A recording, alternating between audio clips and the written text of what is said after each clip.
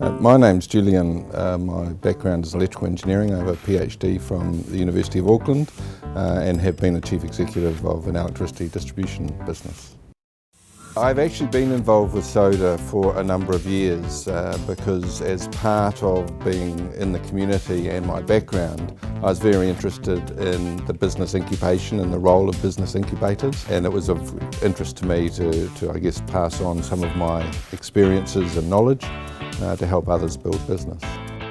I started the Feed-in Fighter technology around about 3 years ago when Meridian Energy dropped their rates for solar power being fed back into the grid. They were paying 1 for 1 and then they dropped to less than that, so there was an opportunity there to try and increase people's self-consumption of solar energy rather than exporting it to the grid. I thought the easiest way to do that is probably batteries, but that's very expensive. So I developed an energy management system and started down the track of managing people's energy in the home to make better use of the solar power. When SODA approached me, they introduced me to Ben, who's the founder of this product and the idea, and it was of great interest to me because it fits within an area that is globally a problem at the moment, and that area is around how do we manage the use of energy in relation to constraints, and the constraints might exist as a result of demand on the network or as a result of if you've, for instance, got solar on your house when the sun's shining. The challenge with solar power is that it is connected to the grid and there is no way of storing the energy to use later on.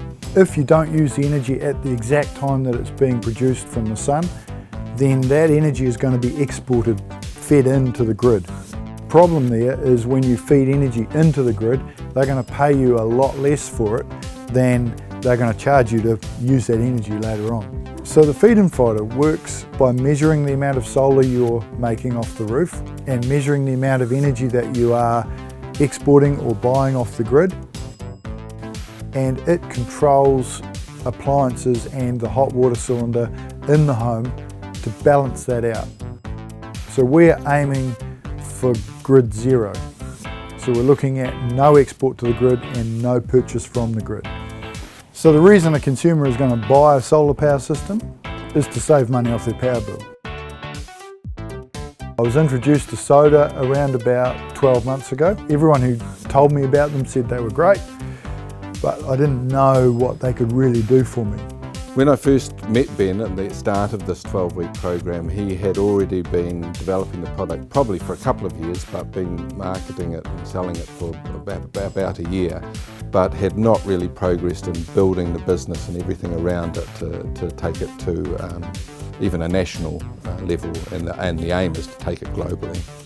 Two of the unique items that SODA offer in this program is, one is around they actually customise the program to the startup business, and they do that both by selecting a business growth advisor that has knowledge of the sector, but they also do it by looking at what stage is the startup at and what are the most valuable things to get done in that 12-week. I think the biggest benefit that SODA has brought has been the business growth advisor, Julian.